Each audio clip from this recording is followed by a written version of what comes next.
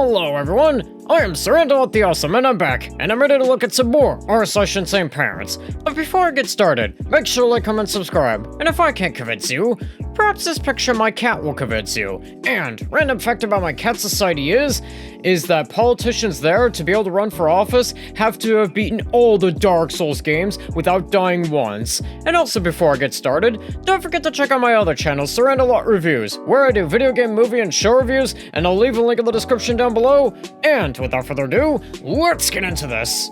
So this first post here says, poor kid. And this person here says, when my son, who lives with my ex, comes to visit, he says things like, my dad and my cousins, in front of my husband and his family and to me. I feel like he is trying to create drama. We ignore it, but it irks me. It's starting to feel like he's bringing my ex's toxic influence into my home. Maybe I'm triggered, but I'm starting to get more stressed out the longer he's here. Ugh. Okay, for this one, I'm gonna probably give this, probably maybe a 40 out of 50. I mean, person, I feel like you're reading just a little too deeply into this. I really doubt your kid is actually trying to bring drama to your house, and I think that maybe if he's saying something like my dad and my cousins, well, he's probably talking about his biological dad and his biological cousins. Have you ever maybe considered that? And this next post here says, Unschool, indeed. X post from r/facepalm. And this person here says, Unschool, teaching my kids fractions by way of real life. The motivation to learn is because we want our food to turn out perfect, right? There won't be any memorization, there won't be any written test. We may have to do it over again anytime the situation comes up naturally. How many high school graduates from the Matrix indoctrination schools will be able to understand that 1/3 cup 3 times equals 1 cup? Okay. I'm gonna give this a 50 out of 50. This is still insane, but you know what? This isn't the worst way to teach fractions. I mean, I don't support this person unschooling, but the reason why I'm not giving this a special out of 50 is because I guess this is a pretty practical way to teach fractions.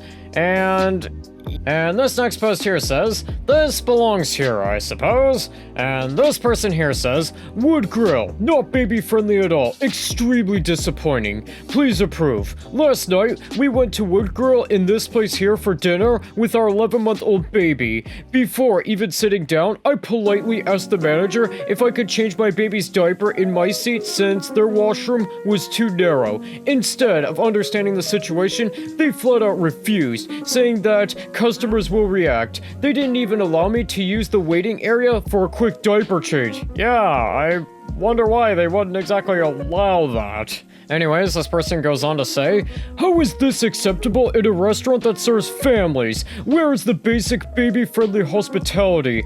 A place that refuses to accommodate a simple and necessary request for an infant clearly does not care about its customers. Well, guy, what you're asking for is basically a health code violation. Anyways, this person goes on to say, I walked out immediately and wouldn't recommend this place to any parent. If they are so concerned about how customers will react, maybe they should consider providing proper baby changing facilities instead of turning families away. A truly disappointing experience. Okay, for this one, I'm gonna probably give this a 45 out of 50. Hey person, you are quite literally asking for the restaurant to commit health code violations, which could, kinda be problem for their business. And also, person, you may just have to suck it up with their washrooms being a little narrow, and that'd probably be just a little bit more sanitary than, doing it in your seat or something like that. But again, what do I know? I'm clearly not an expert at that. And this next post here from Stuff Mom Group Say says, wanted, rich mom friends only. And this person here says, I am looking to make mom friends. This will sound snooty, but how do we find friends who are in the same socioeconomic class? I am upper middle class, live on the peninsula. My children are in extracurricular activities, but I still fail to meet people. I feel like people assume we are military family or poor. So where do I meet people? I don't drink and I do work full time, but I feel like it shouldn't be this hard. I am about to start knocking on neighbors' doors and introducing myself. Well, person, I think that might probably be the best course of action for you.